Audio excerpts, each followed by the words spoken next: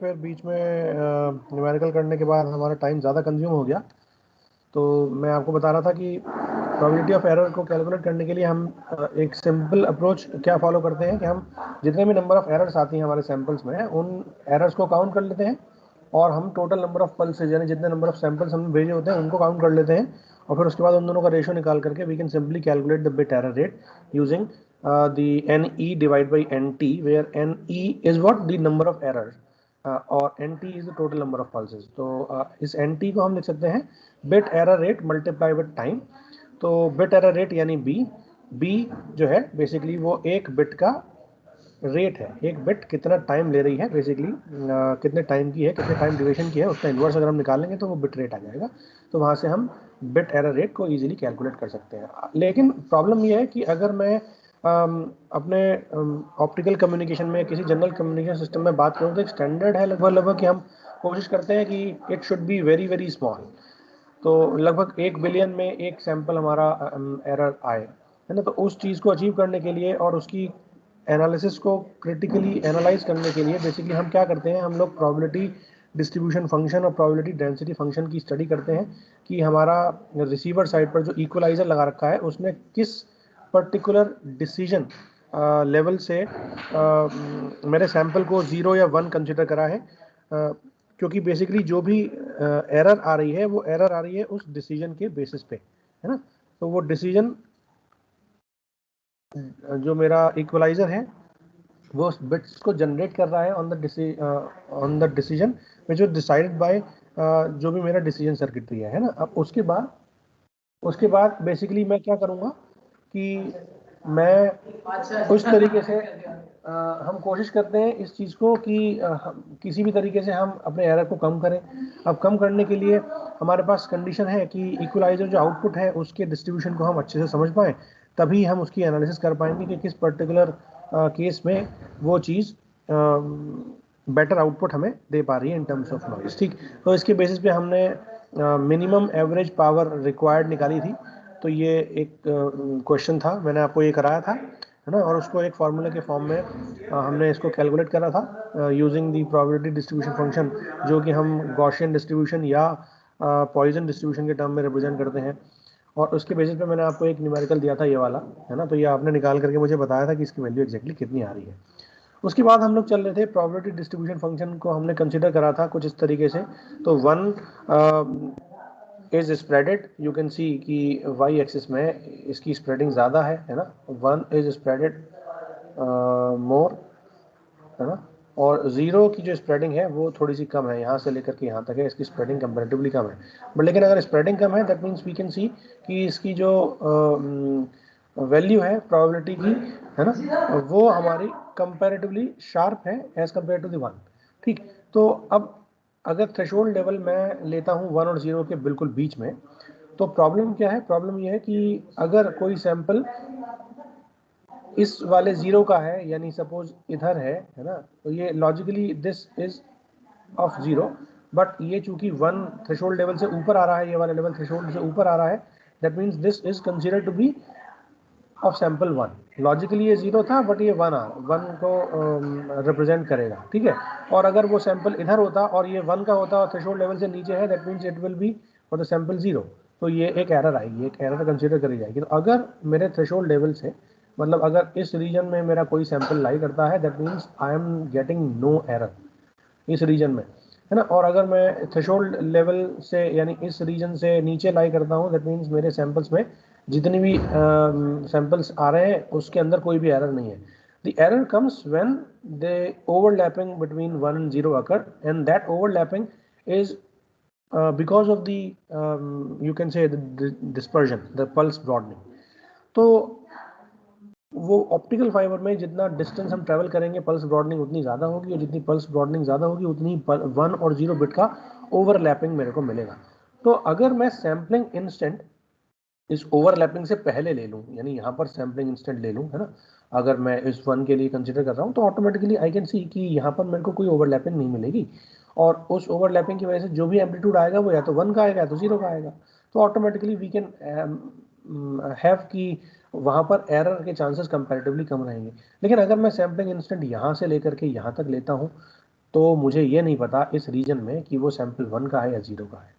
तो decision circuit जो भी मैं यूज़ करूँगा उसको बड़ा डिफिकल्ट होगा डिसाइड करना कि ये सैंपल 1 है या ये सैंपल 0 है, बिकॉज प्रोबेबिलिटी इस प्रोबेबिलिटी डिस्ट्रीब्यूशन फंक्शन के थ्रू आप देख सकते हो कि प्रोबेबिलिटी दोनों की लगभग लगभग सेम है, ओवरलैप कर रही है। तो 1 की जगह 0 या 0 की जगह 1 कंसीडर किया जा सकता है डिसीजन सर्किट के थ्रू। अब मैंने इसको रिप्रेजेंट करा था कि ये कंडीशनल प्रोबेबिलिटी की टर्म में हम डिफाइन करते हैं। तो अगर मुझे इक्वलाइजर वोल्टेज अगर V से कम है, ठीक है, तो वो लॉजिक 1 है। ठीक, तो इसको हम इस तरीके से डिनोट करते हैं। That means I want to integrate it from minus infinity to V। ठीक है, माइनस इनफाइनाइट से V तक मैं इंटीग्रेट करूंगा जो भी वोल्टेज लेवल है, फॉर एग्जांपल ये या फिर ये, है ना। तो अगर सपोज ये वाली वैल्यू इधर की तरफ बढ़ रही है, ठीक, तो मैं माइनस इनफाइनाइट से लेकर के यहाँ तक इंटीग्रेट करूंगा।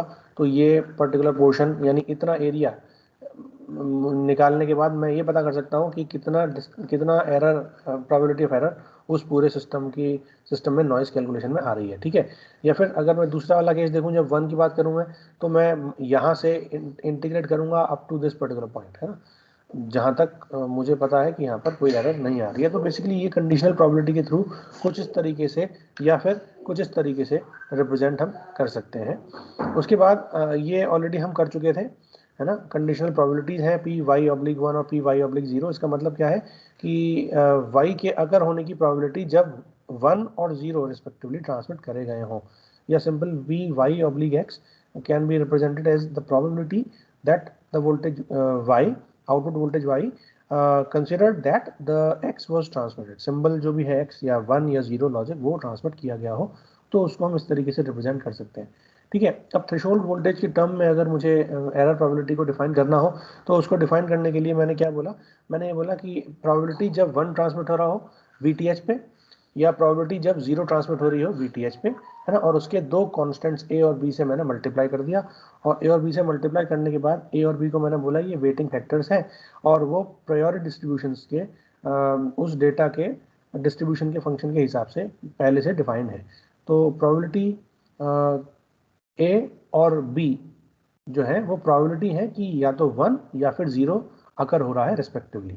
ठीक, अब अगर मैं अनबायस्ड डेटा लेता हूँ, तो उस केस में प्रोबेबिलिटी इन दोनों की इक्वल होगी, A एंड B की। ठीक है, प्रोबेबिलिटी ऑफ 1 एंड 0, सॉरी यहाँ 1 छूट गया, दिस 1 एंड 0 अकरेंस की प्रोबेबिलिटी कितनी है, सेम है, that is equal, that is 0.5, है ना। तो अगर मैं मीन स्क्वायर नॉइज वोल्टेज निकालना चाहूँ सुपर इम्पोज सिग्नल से, तो उसको निकालने के लिए हमें प्रोबेबिलिटी, एरर प्रोबेबिलिटी को कैलकुलेट करने के लिए हमें मीन स्क्वायर एरर या मीन स्क्वायर नॉइज वोल्टेज निकालनी पड़ेगी किसी पर्टिकुलर डिसीजन टाइम पे। ठीक, अब वो डिसीजन टाइम जो डिसाइड करेगा वो डिसीजन सर्किट डिसाइड करेगी।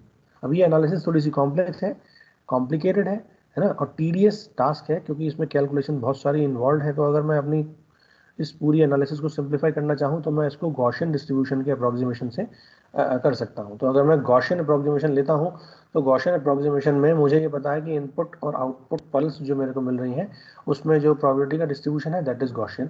तो उस गॉसियन को रिप्रेजेंट कर सकते हैं in terms of its mean and variance values. तो मीन और वेरिएंस अगर मुझे पता है, तो आई कैन ईजिली आइडेंटिफाई कि मेरा जो प्रोबेबिलिटी डिस्ट्रीब्यूशन फंक्शन है उसकी वैल्यू किस तरीके से निकाली जाएगी। यहाँ पर आप देख सकते हो, this is 1/√2 pi into sigma. ठीक, this sigma is outside, sigma square कर दो, ये अंडर रूट के अंदर सिग्मा स्क्वायर है। ठीक है, सिग्मा बेसिकली इस अंडर रूट से बाहर है, तो अगर मैं अंडर रूट के अंदर ले रहा हूँ तो this will be sigma square. ठीक, e⁻ माइनस s उस इंस्टेंट पर value, m is the mean, तो s माइनस m का whole square divide by variance और उसका आधा। ठीक है, तो ये अगर मैं निकालना चाहता हूँ प्रोबेबिलिटी, तो I can easily calculate by using the approximation of Gaussian shape of the probability distribution function. Now अब अगर मैं इस चीज़ को देखूं, तो प्रोबेबिलिटी डिस्ट्रीब्यूशन के अंदर 2√2 सिग्मा, ये जो है ये मेरी फुल विड्थ है प्रोबेबिलिटी डिस्ट्रीब्यूशन फंक्शन की, जहां पर मेरा एम्पलीट्यूड जो है वो मैक्सिमा का 1/e टाइम्स होगा। अगर आप उससे कैलकुलेट करना चाहो, तो आपकी मैक्सिमम वैल्यू कितनी है, 1/√2 पाई सिग्मा।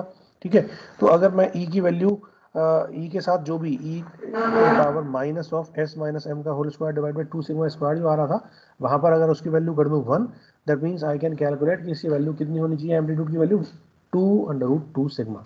हालांकि इसकी जरूरत नहीं है, बट फिर भी आपको पता होना चाहिए, क्योंकि इसको इसके बेसिस पे वील इजीली एनालाइज। अब मैं मान के चल रहा हूँ कि अगर सपोज मैंने एक 1 बिट ट्रांसमिट करी है, तो 1 बिट के लिए लॉजिक 1, ठीक है, तो ये वोल्टेज थ्रेशोल्ड वोल्टेज है। इससे ऊपर अगर है तो ये लॉजिक 1 है, और इससे नीचे जो है ये लॉजिक 0 है। तो मेरे पास 2 लॉजिक 0 है और एक लॉजिक 1 है इस पूरे 3 बिट के ड्यूरेशन के एग्जाम्पल। ठीक, अब आप ध्यान से देखो, ये जो 1 के बीच में ये जो शेप्स हैं, हार्मोनिक्स हैं, ठीक, इन हार्मोनिक्स का जो वेरिएंस है ना, that variance is basically sigma on square. On क्यों बोल रहा हूँ मैं, क्योंकि इस टाइम पे मेरे को लॉजिक 1 मिल रहा है, और इस टाइम पे मेरे को लॉजिक 0, और इस टाइम पे भी मेरे को लॉजिक 0 मिल रहा है। तो जिस लॉजिक पर 1 है इसका मतलब वो ऑन मिल रहा है, और यहाँ पर वो 0 है मतलब ऑफ है। ठीक है, तो इनका वेरिएंस कितना होगा, इसका वेरिएंस है सिग्मा ऑफ स्क्वायर। सिमिलरली इसका भी सिग्मा ऑफ स्क्वायर।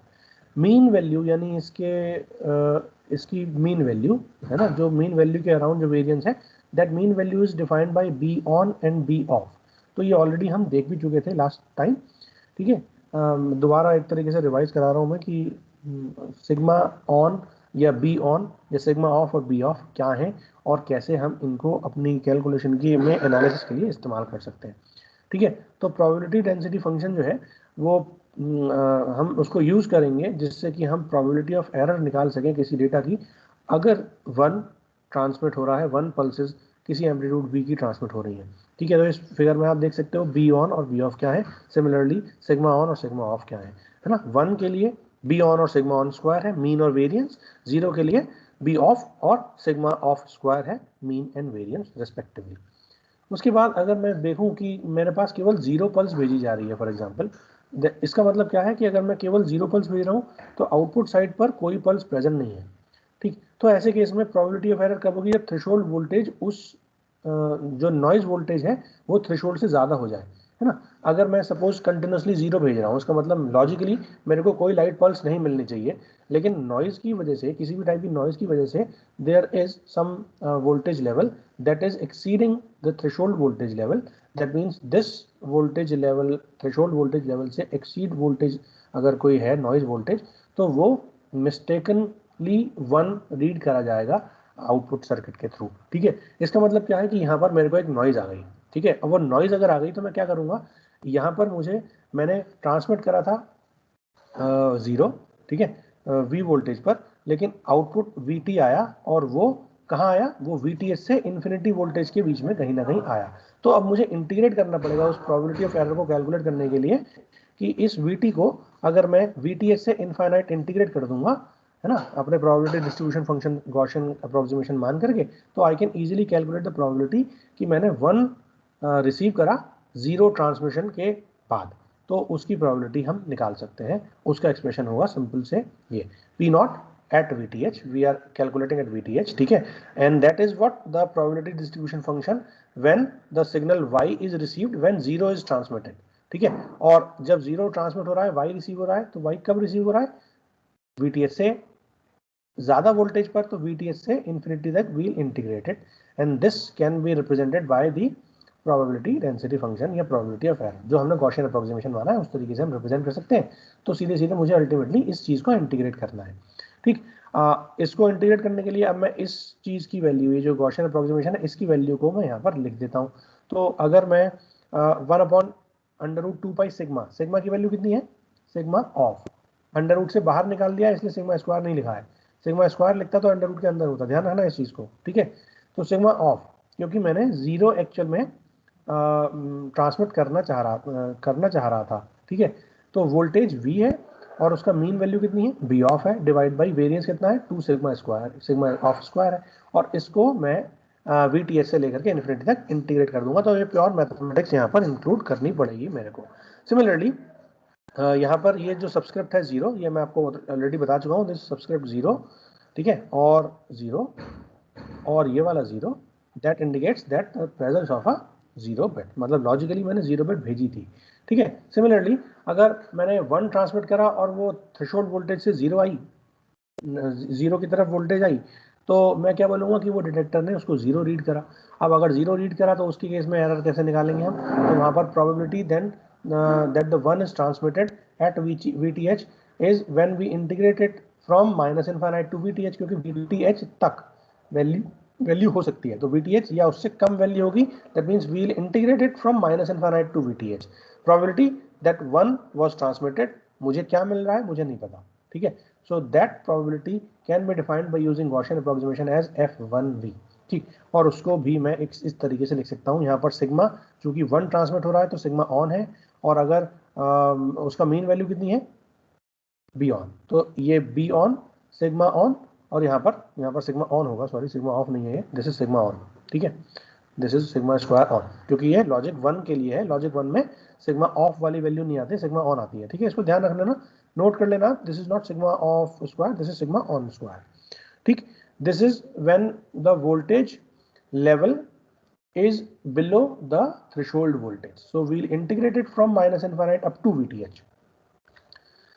यहाँ पर वन जो है वो दिखा रहा है कि वन की प्रेजेंस है। अब अगर मैं मान के चलूँ कि दोनों पल्स के लिए प्रोबेबिलिटी इक्वली लाइकली है, दैट मीन्स ए और बी जो कॉन्स्टेंट्स हैं वो 0.5 है, तो I can simply equate that V P zero, ठीक है, VTH या P1 VTH is equal to what, half of PE। आप देख सकते हो PE का फॉर्मूला मैंने क्या लिखवाया था, मैंने PE का फॉर्मूला लिखवाया था कि PE इज व्हाट, जल्दी से बताओ, P1 और P0 की A और B से मल्टीप्लाई कर दो, ठीक है। तो अगर ये दोनों सेम है, मैंने PE क्या निकलवाया था अभी, PE at PE equal to what, A times P1 VTH plus B times P0 VTH, ठीक है। अब अगर ये दोनों सेम है, सॉरी ये और ये दोनों सेम है 0.5, तो दिस विल बी 1/2, कॉमन ले लो, P1 VTH plus P0 VTH, ठीक है, ये आ जाएगा। और ऐसे केस में क्या हो जाएगा कि अगर मुझे PE की वैल्यू इंडिविजुअली इसके बराबर करनी है, दैट मीन्स ये इसके बराबर है प्लस ये इसके भी बराबर है, तो I can easily right it that the probability का हाफ प्रोबेबिलिटी जो है वो इसकी वजह से आ रही है 1 की वजह से, हाफ प्रोबेबिलिटी जो है वो 0 की वजह से आ रही है, ठीक है। तो ये हो गया मेरा सीधा सीधा कि अगर मैं इस तरीके से इक्वली लाइकली प्रोबेबिलिटी मानूं कि 0 या 1 में के पल्स के करस्पॉन्डिंग जो मेरी रिसीव पल्स है वो अगर सेम एरर आ रही है, तो वहाँ से मैं आराम से प्रोबेबिलिटी निकाल सकता हूँ इन टर्म्स ऑफ 1 और 0 ट्रांसमिट करा गया था, उसकी केस में मैं प्रोबेबिलिटी निकाल सकता हूँ। अब अल्टीमेटली मुझे निकालना क्या है, मुझे निकालना है बिट एरर रेट, और बिट एरर रेट किससे निकालेंगे, प्रोबेबिलिटी ऑफ एरर से निकालेंगे, एरर प्रोबेबिलिटी से निकालेंगे।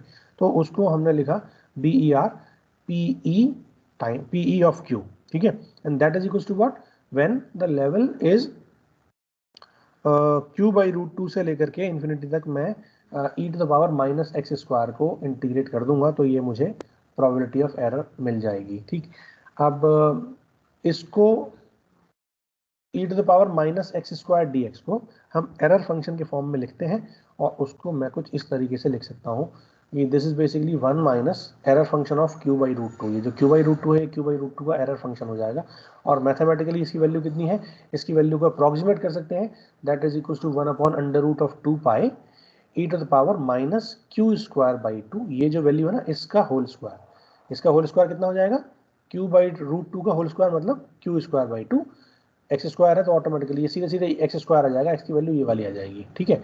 और e की पावर -∞ तो 0 हो जाएगा, तो इसलिए यहाँ पर e की पावर -q²/2 को लिखेंगे divide by q, because we are calculating it at this particular point, ठीक है। So this will be 1/√2π, this is approximately equals to 1/√2π e⁻q²/2 divide by q, ठीक है। ये e की पावर में है और यहाँ पर मैं q से डिवाइड कर रहा हूँ, वो q जो भी वैल्यू है, जिस पर्टिकुलर वैल्यू पर मुझे ये सारी चीज़ें निकालनी है। The approximation is obtained from the asymptomatic expression of ERF, ठीक है। अब आपने इस एरर फंक्शन को इसको डिफाइन करा कि अगर मैं Q/√2 से लेकर के इन्फिनिटी तक इंटीग्रेट कर रहा हूँ, ठीक है, तो √2 बाहर आ जाएगा, √π ऑलरेडी बाहर था ही, तो 1/√2π हो जाएगा, और उसके साथ e की पावर -q²/2, यहाँ पर लोअर लिमिट लगा दो, divide by q, that will be the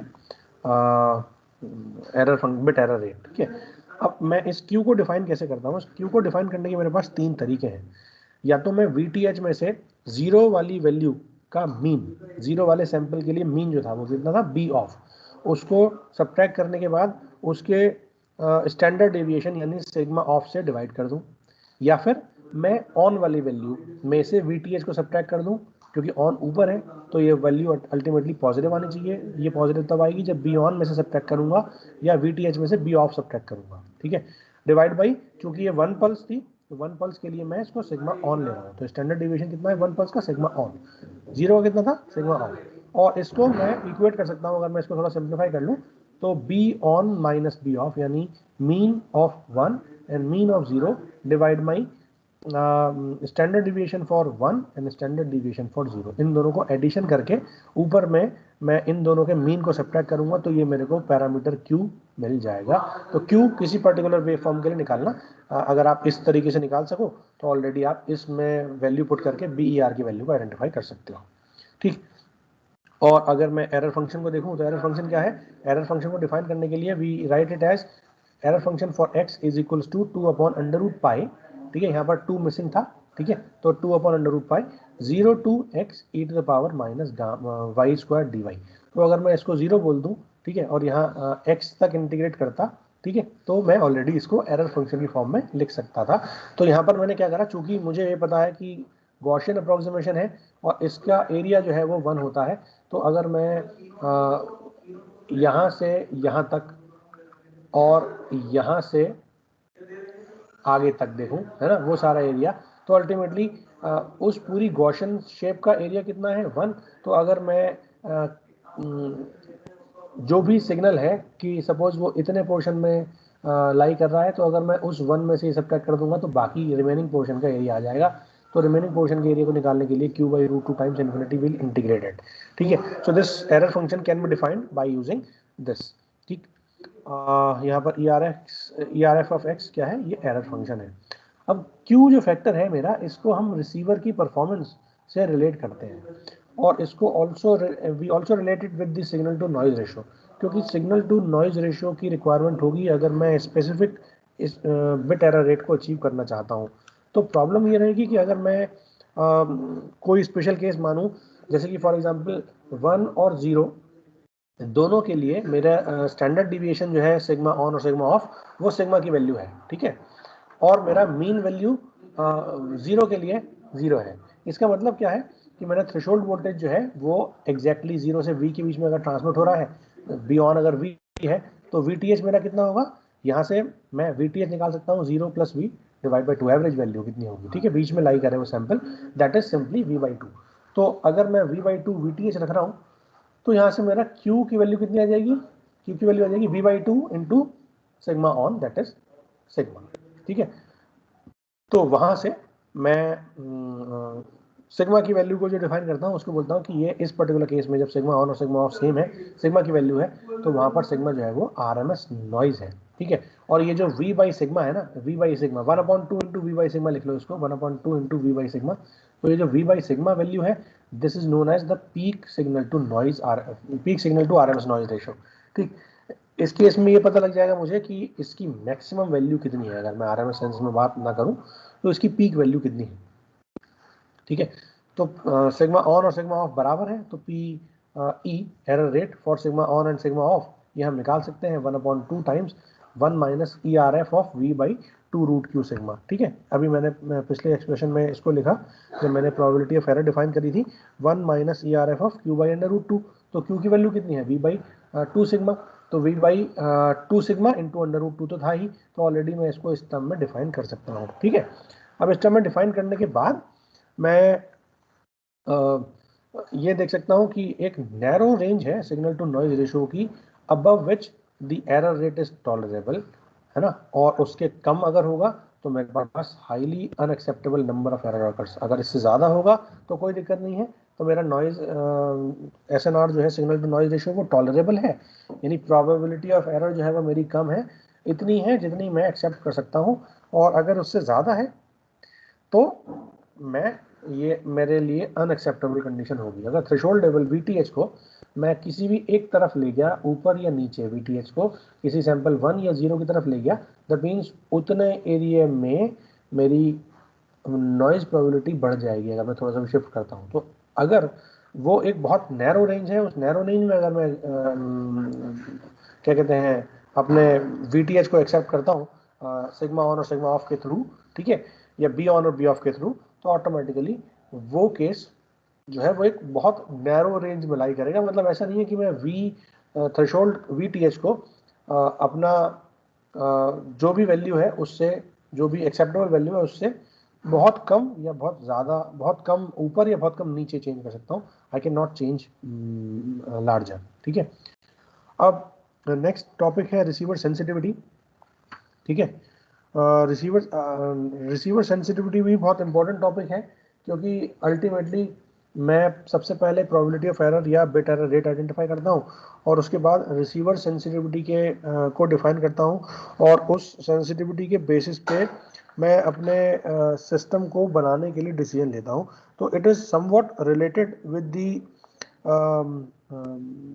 responsibility of the diode, ठीक है, क्योंकि रिसीवर के अंदर मेरे पास डायोड भी अवेलेबल है और उस डायोड की रिस्पॉन्सिबिलिटी से मैं बेसिकली पावर निकालता हूँ इन टर्म्स ऑफ आई। अगर मेरे पास अलग अलग टाइप की नॉइज करंट्स है तो वहाँ से क्या कहते हैं मैं पावर निकालना चाहूँगा, और उस पावर के बाद मैं अलग अलग नॉइजेस के लिए उसका वेरिएंस और उसके मीन की वैल्यू को आइडेंटिफाई करूँगा, ठीक है। तो रिसीवर सेंसिटिविटी अगर मैं ऑप्टिकल कम्युनिकेशन सिस्टम में को यूज़ करता हूँ तो BER वैल्यू को स्पेसिफाई, BER वैल्यू को हम यूज़ करते हैं जिससे कि हम परफॉर्मेंस रिक्वायरमेंट्स को स्पेसिफाई कर सकें किसी पर्टिकुलर ट्रांसमिशन लिंक में, ठीक है।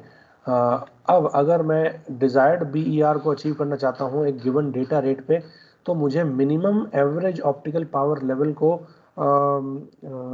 मेरे चाहिए होगा अगर मैं फोटो डिटेक्टर पर उस सिग्नल को इलेक्ट्रिकल सिग्नल में कन्वर्ट करना चाहता हूँ तो, ठीक है। तो ये जो मिनिमम पावर लेवल है इसको हम बोलते हैं रिसीवर सेंसिटिविटी, ठीक है।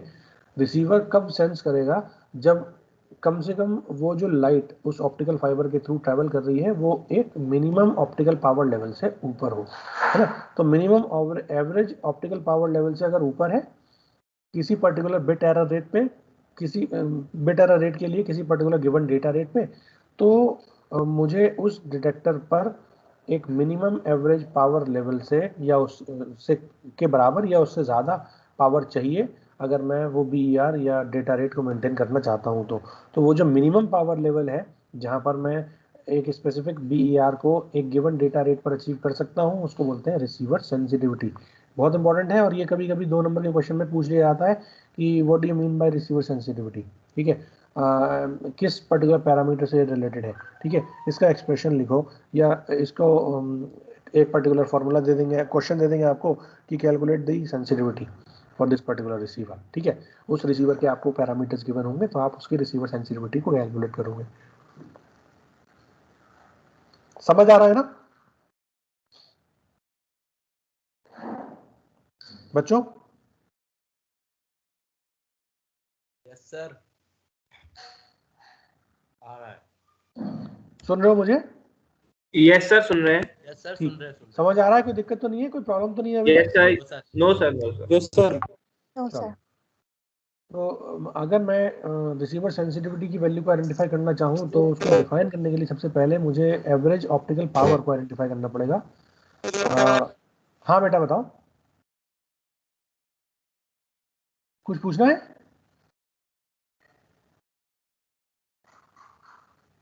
Okay, the common method of defining the receiver sensitivity is the average optical power, PAVE से हम डिनोट करते हैं, ठीक है, जो भी फोटो डिटेक्टर के ऊपर पड़ रही है। तो इसको हम डिफाइन करने के लिए ऑप्टिकल मॉड्यूलेशन एम्पलीट्यूड भी बोलते हैं, जिसको पीक टू पीक करंट के टर्म में फोटो डिटेक्टर आउटपुट पर हम कैलकुलेट करते हैं, ठीक। रिसीवर सेंसिटिविटी क्या मुझे बताता है, is it gives me a measure of the minimum average power needed to maintain a maximum BER, ठीक है, at a specific data rate। अब अगर मैं अपने सिस्टम, मुझे ये पता है कि मैं एक सिस्टम में इतना स्पेसिफिक BER को क्या कह सकते हैं, एक तरीके से सहन कर सकता हूँ, ठीक है, इतना मैक्सिमम मैं अलाउ कर सकता हूँ, उससे ज़्यादा अलाउ नहीं कर सकता। तो वर्स्ट केस BER मतलब मैक्सिमम बिट एरर रेट कितना है, अगर मुझे वो पता है तो मुझे इतनी मिनिमम एवरेज पावर की रिक्वायरमेंट होगी, और वो मेरा क्या है, वो रिसीवर सेंसिटिविटी है, दैट्स इट।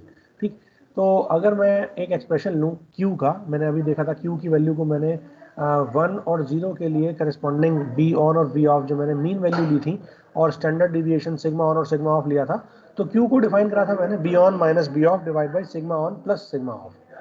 ठीक है, तो ये अगर मैं सिग्नल करंट की फॉर्म में डिफाइन करूं 1 और 0 पल्स के लिए, तो वो क्या हो जाएगा, I0 और I1। I0 मतलब जब 0 के लिए कितनी करंट की रिक्वायरमेंट है, और I1 मतलब 1 को आइडेंटिफाई करने के लिए, डिफाइन करने के लिए कितनी करंट की रिक्वायरमेंट है, और उनकी करस्पॉन्डिंग नॉइज करंट वेरिएशन जो है उनके लिए हम क्या बोलेंगे, उनको स्टैंडर्ड डिविएशन सिग्मा 1 और सिग्मा 0 से डिनोट करेंगे। मतलब ऑन और ऑफ की जगह मैं यहाँ पर 1 और 0 लिख रहा हूँ, ठीक है, और कुछ नहीं है। और मैं एज्यूम कर रहा हूँ कि कोई भी ऑप्टिकल पावर नहीं है अगर 0 पल्स ट्रांसमिट हो रही है, मतलब 0 पल्स अगर ट्रांसमिट हो रही है तो वहाँ पर सीधे सीधे देयर इज नो करंट। ठीक है, तो अगर ऐसा है तो मैं Q को क्या लिख सकता हूँ, Q will be I1, B on को लिख लिया मैंने I1, ठीक है, B ऑफ को लिख लिया मैंने I0, तो ये I1 माइनस I0 हो गया divide by sigma 1 plus sigma 0 हो गया। और मैं बोल रहा हूँ there is no optical power when 0 pulse is transmitted, that means I0 की वैल्यू कितनी हो गई, I0 की वैल्यू हो गई 0। सो I1 माइनस I0 यानी I1 minus 0, that means simply I1 divide by sigma 1 plus sigma 0। ये मेरी किसकी वैल्यू हो गई, ये मेरे उस Q पैरामीटर की वैल्यू हो गई इस पर्टिकुलर केस के लिए। ठीक, अब रिसीवर सेंसिटिविटी को मैं फाइंड करूंगा, ठीक है, और वो कैसे करेंगे, average power contained in a bit period for the specified data rate, इसको रिसीवर सेंसिटिविटी यानी P सेंसिटिविटी से डिनोट करेंगे। तो average power contained in a bit period यानी एक बिट ड्यूरेशन में कितनी एवरेज पावर है, भाई मेरे पास इनफाइनाइट नंबर ऑफ बिट्स हैं ऑलमोस्ट, है ना, एक सेकंड के अंदर पता नहीं कितनी बिलियंस कितनी मिलियंस बिट्स ट्रांसमिट हो रही हैं। तो ऐसा तो है नहीं कि मैं हर इंडिविजुअल बिट को के लिए एवरेज पावर को कैलकुलेट करूँ। मैं क्या करूँगा, अगर मैंने एक बिट की एवरेज पावर निकाल ली, तो अगर मेरे पास सपोज 10 बिट है तो मैं उसको 10 से डिवाइड कर दूंगा, तो एवरेज सेंस में मतलब टोटल पावर निकाल लो, डिवाइड बाई 10 कर लो, या फिर एक बिट की इंडिविजुअल एवरेज पावर निकाल लो, तो बाकी सारे बिट की भी एवरेज पावर वही होगी लगभग। तो उसी तरीके से we'll define the term that is receiver sensitivity defined by P sensitivity, और उसको हम क्या बोलेंगे कि जो मेरी 1 पल्स की पावर है P1 उसका आधा हो जाएगा। ठीक है, अब P1 पावर कैसे निकालेंगे, वो सीधे सीधे रिलेटेड होगी किससे, वो होगी करंट से रिलेटेड। अब करंट 1 के लिए कितनी है, I1, ठीक है, तो I1 डिवाइड बाई 2, और यहाँ पर आता है रिसीवर रिस्पॉन्सिविटी यानी ये दिस R इज द रिस्पॉन्सिविटी, ठीक है, एंड M, अगर M मेरा जो है वो क्या है, उसको बोलते हैं गेन, फोटो डायोड का गेन कितना है। तो एवलांच फोटो डायोड है तो M की वैल्यू ज़्यादा होगी कुछ, और अगर PIN फोटो डायोड है तो M की वैल्यू को you can simply consider as 1। तो इस I1 को मैंने इन टर्म्स ऑफ Q लिख लिया, और I1 को Q लिखने के लिए Q की टर्म में लिखने के लिए मैं Q multiply with sigma 1 times sigma plus sigma 0 यहाँ डिनोट कर दूंगा, और डिवाइड बाई 2RN तो है ही। ठीक है, ये मेरा क्या आ जाएगा, this will be the receiver sensitivity that is P sensitivity. ठीक, यहाँ पर R जो है मेरा ये रिस्पॉन्सिविटी है, और M जो है मेरा ये फोटो डायोड का गेन है, एवलांच फोटो डायोड का गेन बेसिकली, क्योंकि पिन फोटो डायोड का गेन तो हम 1 यूजुअली कंसीडर करते हैं। अब अगर मैं बात करूं कि there is no optical amplifier, fibre transmission link में कोई ऑप्टिकल एम्पलीफायर नहीं है, तो थर्मल नॉइज और short noise dominant noise effect produce करेंगी। ठीक है, थर्मल नॉइज यानी जो भी इलेक्ट्रॉनिक कंपोनेंट है उसकी वजह से टेम्परेचर वेरिएशन की वजह से थर्मल नॉइज जो आएगी, और इलेक्ट्रॉनिक डिवाइसेस की वजह से शॉर्ट नॉइज आएगी, वो ही डोमिनेंट नॉइज इफेक्ट्स होंगे in case of no optical fibre present. ठीक है, और अगर ऑप्टिकल फाइबर प्रेजेंट होगा तो ऑटोमेटिकली हम जो भी एम्पलीफिकेशन नॉइज है, क्योंकि उसमें नॉइज पावर भी एम्पलीफाई होती है, तो ऑटोमेटिकली उसको भी कंसिडर करेंगे। तो अगर मैं मान के चल रहा हूँ there is no amplifier optical amplifier, तो in that case thermal noise is dominant. ठीक है, तो थर्मल नॉइज हम कैसे निकालेंगे, थर्मल नॉइज को निकालने के लिए मुझे ये पता है कि thermal noise is independent of the incoming output signal, incoming optical signal. ठीक है, तो इनकमिंग चाहे कोई भी सिग्नल हो, थर्मल नॉइज डिपेंड करेगा उस जगह का टेम्परेचर कितना है। ठीक है। लेकिन शॉर्ट नॉइज किस पे डिपेंड करेगी? तो शॉर्ट नॉइज डिपेंड करती है कि मेरे को आउटपुट पावर कितनी मिल रही है, रिसीव पावर कितनी है, ठीक है। तो थर्मल नॉइज और शॉर्ट नॉइज दोनों के अलग अलग एक्सप्रेशन होंगे, ठीक। अगर मैं मान के चलूँ कि कोई ऑप्टिकल पावर नहीं है, अगर जीरो ट्रांसमिट हो रहा है, तो नॉइज वेरिएंस जीरो और पल्स के लिए, जीरो और वन पल्स के लिए कितने हो जाएंगे? That is simply equals to sigma zero for zero pulse यानी टोटल, ठीक है। और सिग्मा वन के लिए sigma T square plus sigma short square, क्योंकि सिग्मा शॉर्ट नॉइज कब है? वो डिपेंड कर रही है रिसीव पावर पे, है ना। रिसीव पावर कब आ रही है? जब केवल और केवल वन ट्रांसमिट हो रहा है, जीरो पे तो रिसीव पावर है ही नहीं, ठीक है। तो शॉर्ट नॉइज मैं यहाँ पर इसमें ऐड कर दूंगा अगर मैं वन के करस्पॉन्डिंग वेरिएंस निकालना चाहता हूँ नॉइज का, ठीक है। तो वो ये चीज़ें आ जाएंगी। शॉर्ट नॉइज वेरिएशन जो है, वेरिएंस जो है वो सिग्मा स्क्वायर हम ऑलरेडी जान चुके हैं, पिछली वाली यूनिट में हमने ऑलरेडी इसका डेरिवेशन कर लिया था। 2 times Q into responsibility into P1 the receive power into M square यानी उसका गेन कितना है, इंटू FM यानी नॉइज मार्जिन कितना है, into BE that is bandwidth कितनी है ना। और उसको हम थोड़ा सिंप्लीफाई कर सकते हैं। अगर BE को इन टर्म्स ऑफ B/2 लिख दूं तो ये this will become 4QR into P1, ठीक है। P सेंसिटिविटी, P1 को P सेंसिटिविटी की फॉर्म में लिख लिया, M square FM into B/2, ये एक्सप्रेशन आ जाएगा मेरा, ठीक। और यहाँ से मैं अपना FM जो है मेरा ये नॉइज फिगर है, इलेक्ट्रिकल बैंडविड्थ BE है, और BE जो है मेरी वो बिट रेट का आधा मैंने एज्यूम करके चल रहा हूँ। तो अगर इस चीज़ को मानूँ तो ये मेरा शॉर्ट नॉइज का वेरिएंस आ गया। सिमिलरली अगर शॉर्ट नॉइज का वेरिएंस आ गया तो मुझे थर्मल नॉइज का वेरिएशन निकालना है, वेरिएंस निकालना है, तो थर्मल नॉइज का वेरिएंस भी निकाल सकता हूँ मैं। अगर मैं FM एम्पलीफायर की noise figure optical amplifier use करूंगा तो ऑटोमेटिकली मुझे नॉइज फिगर FM यूज करनी पड़ेगी, ठीक है। तो थर्मल नॉइज करंट का वेरिएंस कितना आएगा? दैट इज सिंपली वो सिंपल थर्मल नॉइज का फार्मूला जो होता है 4 kBT into FN bandwidth divide by load resistance. तो वो सारी वैल्यूज मैं कैलकुलेट कर लूंगा और यहाँ से मुझे थर्मल नॉइज का वेरिएंस मिल जाएगा। अब अगर मुझे टोटल रिसीवर सेंसिटिविटी निकालनी हो तो मैं क्या करूँगा, मैं इन दोनों को ऐड कर दूंगा, sigma short square plus sigma T square thermal square का अंडर रूट। तो वहाँ से मैं इस रिसीवर सेंसिटिविटी को कुछ इस तरीके से कैलकुलेट कर सकता हूँ। तो 1 by responsibility into Q divide by M, ये मैंने कॉमन ले लिया, बाकी सारी चीज़ें ये मैंने ऐसे ही छोड़ दी हैं, और सिग्मा टी ये जो है मेरा थर्मल नॉइज का क्या बोलते हैं वेरिएंस, वहाँ से मैं निकाल लूँगा, ठीक है। ये चीज़ क्लियर है? अगर ये चीज़ क्लियर है तो इसके बेसिस पे हम लोग एक न्यूमेरिकल करते हैं, ठीक है। मैंने एज्यूम करा है कि मेरे पास एक लोड रेजिस्टेंस RL है 200 ओम का, ठीक है। ओम लिखना भूल गया मैं, ठीक है। यहाँ पर 200 ओम्स लिख लो, this is of 200 ohms. And temperature जो है वो कितना, 300 केल्विन का टेम्परेचर है, ठीक। अगर मैं एम्पलीफायर की नॉइस फिगर को FN को 3 dB यानी 2 डिटेक्ट करूं, ठीक, तो थर्मल नॉइज करंट वेरिएशन जो है सिग्मा टी वो मेरा कितना है 9.1 into 10 power -12 into under root of B, bit error rate जो भी है आपका वो B/√2, इस टर्म में मेरा सिग्मा टी डिफाइंड है।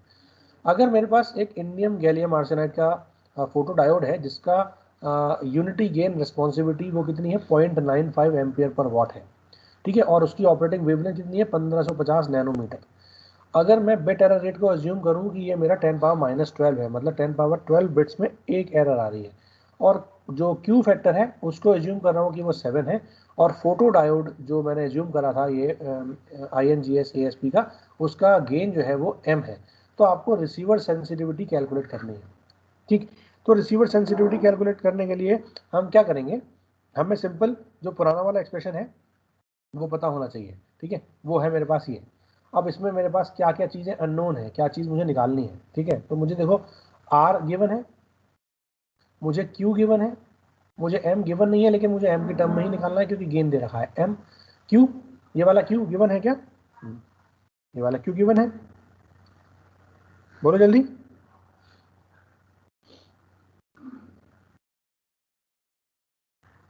सिमिलरली M, आपको M तो एज्यूम करना ही है, फोटो डायोड का M गेन, ठीक है। FM कितना है? FM मुझे गिवन नहीं है। नॉइज फिगर, नॉइज मार्जिन कितना है? नहीं गिवन है मुझे, नॉइज फिगर गिवन है FN, ठीक है। बैंडविड्थ नहीं गिवन है।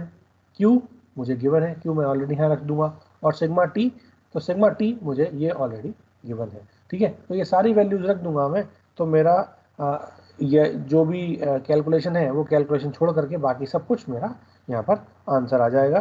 तो उस तरीके से I can easily calculate the value of P sensitivity. ये एक एक्सप्रेशन आएगा जहाँ पर ये वाली value sigma T as it is आ जाएगी, बाकी 1/r है तो 1/0.95 इंटू Q की वैल्यू दे रखी है 7, Q यहाँ भी आ रहा है, ठीक है। ये सारे मल्टीप्लाई कर दो और आप उसकी वैल्यूज को निकाल सकते हो। Q जो है मेरा वो चार्ज हो जाएगा, तो 1.6 into 10⁻19 that will be the charge of the electron, ठीक है। और तो ये सारी, ये वाला Q है मेरा 1.6 इंटू 10⁻19 और बाकी सारी वैल्यू से मल्टीप्लाई कर दो, ऑटोमेटिकली ये कुछ कांस्टेंट वैल्यू आ जाएगी। फटाफट से कर लेते हैं कि इसकी वैल्यू कितनी आई, ठीक है। 1/r मतलब 1/0.95 इंटू Q कितना है, Q इज 7, तो इसको लिख लो सीधे सीधे 7 डिवाइड बाई 0.95 इंटू 1/n, ठीक है। मल्टीप्लाई करेंगे हम किसके साथ, 1.6 इंटू 10⁻19 के साथ, ठीक है, इंटू m मुझे गिवन नहीं है, इंटू fm भी मुझे गिवन नहीं है, ठीक है, इंटू b भी मुझे गिवन नहीं है, into q is 7 divide by 2, ठीक है, प्लस सिग्मा टी की वैल्यू कितनी है 9.1 into 10⁻12 under root of B की पावर हाफ, ठीक है। ये वैल्यू मेरे को गिवन है, ठीक है। अब 7 डिवाइड बाई 0.95 यानी ये वाली वैल्यू चेंज होगी, और इसकी मल्टीप्लाई इससे करो और उसको 1/2 से मल्टीप्लाई कर दो या 2 से डिवाइड कर दो, ठीक है। तो ये वाली वैल्यू आ जाएगी, बाकी सारा चीज सेम रहेगा, है ना। तो 7 डिवाइड बाई 0.95 कर लेते हैं, 7 डिवाइड बाई 0.95 ये मेरा कितना आया, ये मेरा आया 7.368 मतलब 7.37, तो यहाँ पर लिख लूँगा मैं 7.37 डिवाइड बाई m, ठीक है, मल्टीप्लाई 16 इंटू 7, 16 7 112, 112/2, 112/2 मतलब 56, 5.6, तो दिस विल बी 5.6 इंटू 10⁻19, ठीक है, FMB plus 9.1 into 10⁻12 under root of b, ठीक है, that will be the receiver sensitivity for this particular case, ठीक है। ये मेरा आंसर हो जाएगा, ठीक है। अगर ये चीज क्लियर है तो एक क्वेश्चन ये वाला और करो, इसी क्वेश्चन में प्रीवियस क्वेश्चन को कंसीडर करो जब मेरा m की वैल्यू है 1 और fm की वैल्यू भी 1 है, ठीक है। अगर रिसीवर सेंसिटिविटी के लिए bit error rate data rate मुझे 1 Gbps को अज्यूम करना हो, तो 10⁻12 बिट एरर रेट रिक्वायरमेंट के लिए रिसीवर सेंसिटिविटी कितनी होगी, ये मुझे निकालना है। तो निकाल सकते हो, P सेंसिटिविटी मुझे निकालनी है, और उसको कितना निकाला था मैंने 7.37 डिवाइड बाई m, है ना, और ये कितना था, ये आया था 5.6 इंटू 10⁻19, ठीक है। साथ में आया था MFM into B plus 9.1 into 10⁻12 under root of B, ठीक है। ये वैल्यू आ रही थी। अब देखो मुझे m की वैल्यू 1 दे रखी है, fm की वैल्यू 1 दे रखी है, मतलब इन दोनों को तो हटा ही दो, कोई जरूरत ही नहीं है इन दोनों को लिखने की, है ना। और 10⁻12 मुझे दे रखा है बिट एरर रेट, ठीक है, बिट एरर रेट दे रखा है 10⁻12, तो मैं वो वैल्यू रख दूंगा यहाँ पे, इस जगह पर 10⁻12 रख दूंगा, ठीक, 10⁻12 बिट एरर रेट, और सॉरी बी तो मेरा ये बैंडविड्थ है ना, दिस बैंडविड्थ इज 1 Gbps, ठीक है, 1 Gbps का डेटा रेट है, तो डेटा रेट 1 Gbps का है, तो ऑलरेडी मैं 1 Gbps की वैल्यू मतलब यहाँ पर क्या रखूँगा 1 इंटू 10⁻9, तो ये मेरा 1 इंटू 10⁻9 आ जाएगा बी, तो बी की वैल्यू 1 इंटू 10⁻9 है, तो ऑलरेडी मैं बाकी सारी चीज़ें कर लूँगा, ठीक है। तो मैं यहाँ पर क्या करूँगा 7.37 डिवाइड बाई m की वैल्यू कितनी है, m की वैल्यू 1 है, तो ये तो ऐसे ही रहेगा, ठीक है। Under root of 5.6 into 10 power minus 9 into m1 fm1 into b है 1 into 10 power 9 plus 9.1 into 10 power minus 12 under root of b मतलब under root of 1 into 10 power 9। ठीक है, इस वैल्यू को कैलकुलेट कर लो तो आपको क्या मिल जाएगा, आपको p सेंसिटिविटी मिल जाएगी। कर लोगे? 10 पावर माइनस 9 और 10 पावर 9 कैंसिल आउट हो जाएगा। 10 पावर माइनस 19 है, सॉरी, ये माइनस 9 मतलब 10 पावर माइनस 10 आएगा, तो 5.6 इंटू 10 पावर माइनस 10 आएगा, है ना, plus under root of this, तो यहाँ पर है 10 पावर 9 का अंडर रूट, ठीक है, वो निकाल लोगे आप और उसकी मल्टीप्लाई आप इससे कर दोगे, तो यहाँ पर 9.1 into 10 power minus 12 under root of 10 power 9 ये आप निकाल लो, या कितना आ जाएगा, 10 पावर 9 का लिख सकते हैं 10 इंटू 10 पावर 8, 10 इंटू 10 पावर 8, 10 का अंडर रूट मतलब 3.16, ठीक है, तो 3.16 ये आ जाएगा, तो 327 5.6 इंटू 10 पावर माइनस 10, है ना, प्लस 327 लगभग 27 पॉइंट फॉर एग्जाम्पल 4, ठीक है, लगभग यही आएगा into 10 power minus 12 into 10 power 4, ठीक है, इसकी मल्टीप्लाई हम किससे कर देंगे, 7.37 से कर देंगे, तो you can easily calculate the value कि वो वैल्यू मेरी कितनी आ रही है, वो वैल्यू मेरी रिसीवर सेंसिटिविटी होगी, that will be the answer. Calculation solve कर लोगे, इसको कैलकुलेट कर लोगे और फिर यहाँ से आप क्या कह सकते हैं, एक तरीके से इस पर्टिकुलर क्वेश्चन के लिए रिसीवर सेंसिटिविटी को निकाल लोगे। क्लियर हो गया? जल्दी से बताओ हाँ या ना। सर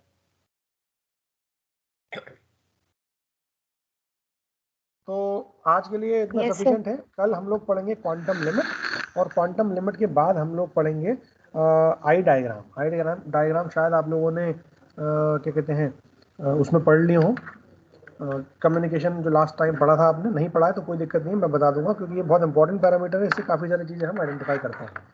तो मैं समझता हूँ शायद आज के लिए सफिशिएंट है। अब मैं आपकी अटेंडेंस और ले रहा हूँ।